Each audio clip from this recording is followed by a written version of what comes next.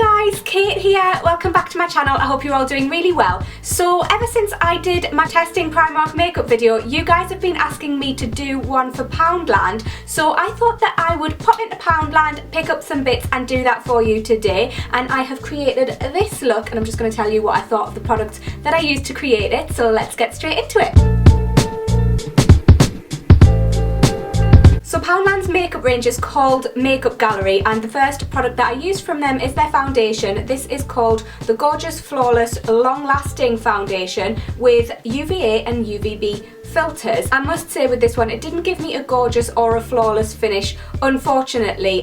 This might be good if you have good skin, but I have quite spotty skin at the moment. I've been quite spotty and stressed. It just didn't provide me with a lot of coverage, and it feels quite tacky on my skin, like I can feel it on my skin. The colour of it I think is good. I have the shade Beige 4 and I don't have tan on at the moment, and I think that it matches me pretty well, so that was good, but overall I just didn't like the finish of this. So to try and cover up my blemishes and my under eye bags, I used their Hide and Chic concealer. This is just a standard stick concealer. If you are a regular watcher of my channel, you probably know that I don't use stick concealers very often. I'm just more of a fan of liquid concealers, but this doesn't have a really thick consistency, I don't think personally, but it didn't provide me with a lot of coverage. It didn't really cover up my spots very well. It did kind of cover them up, but just not that well, if you know what I mean. I wasn't really very impressed with this, to be honest. And this is in the shade Natural Beige 2. Something that I was a little bit more impressed with, on the other hand, is their Smoothly Does It pressed powder.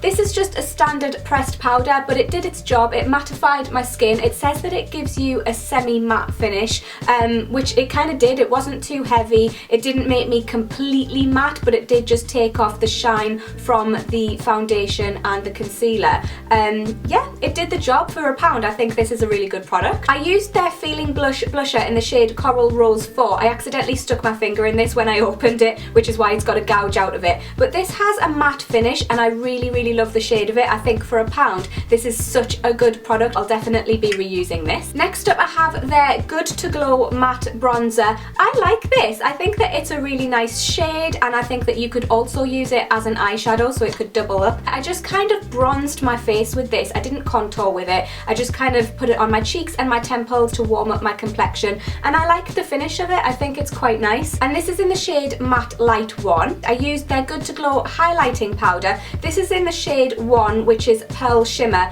It has a pinky hue to it, which you can see.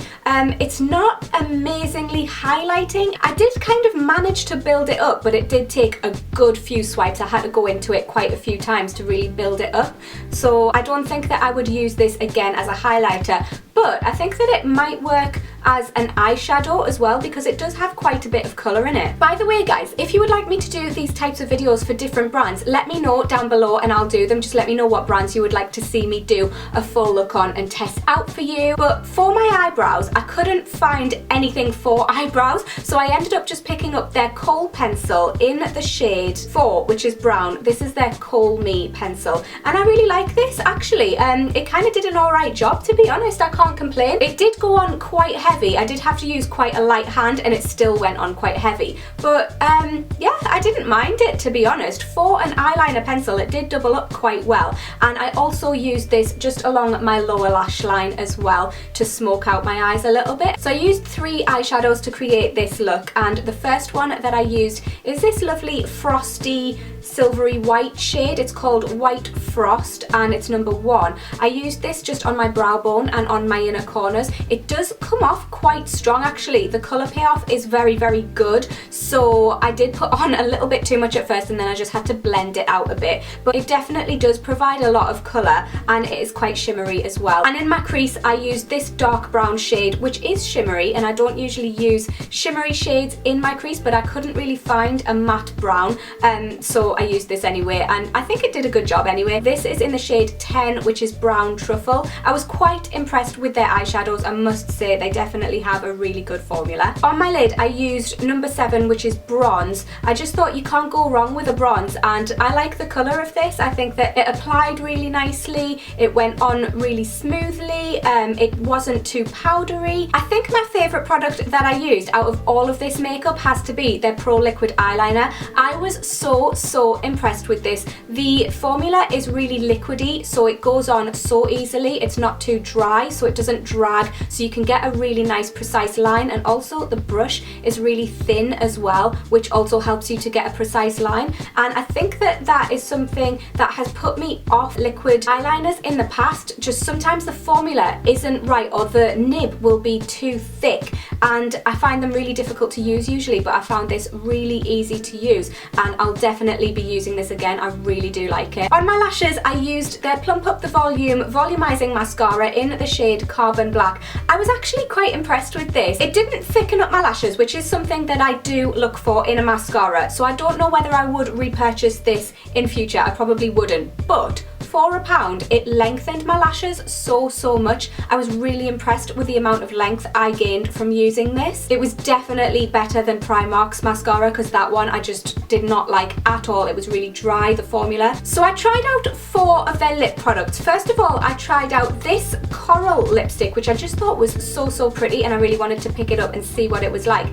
This is in the shade 15 Outrageous Orange, and I think this is such a nice summer shade. It applied to the lips really nicely. It's quite moisturising. It has sort of a semi-matte finish. I also thought I'd get some bits for a nude lip, which I've got on right now, so I applied their Pouted Out lip liner first. This is in the shade Rose 2. This is really nice, to be honest. I usually use MAC Soar lip liner on my lips, and this is kind of a similar shade. It's slightly lighter than Soar, but it goes on really nicely, and I'll definitely be using this again. I think it's a nice one to just put all over your lips as well, to kind of fill them in with as well as line them, and you can just shove a gloss or something over the top, or a bit of lip balm. It just gives a nice natural look, so I'll definitely be using this again. And then over the top of that I used their All About the Pout lipstick in the shade number 1, which is called Perfectly Nude. This is like the orange lipstick, except it's a little bit more shiny when you apply it to your lips, but it's really moisturising, which I think is so nice. I don't know if it's just because I've been wearing a lot of matte lipsticks lately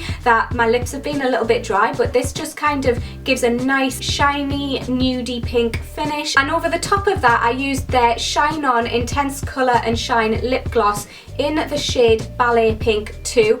This doesn't provide a lot of colour, and it's not too glossy, to be honest, either, but I don't know if that's just because I put it on top of the lipstick, which is quite shiny anyway. It does provide a bit of a glossy finish, but it's not the glossiest gloss I've ever had. But it's got sort of a nice consistency. It's not sticky at all. That's something that I really dislike in lip glosses, is when they're sticky and tacky. I just can't be doing with that, and this isn't like that.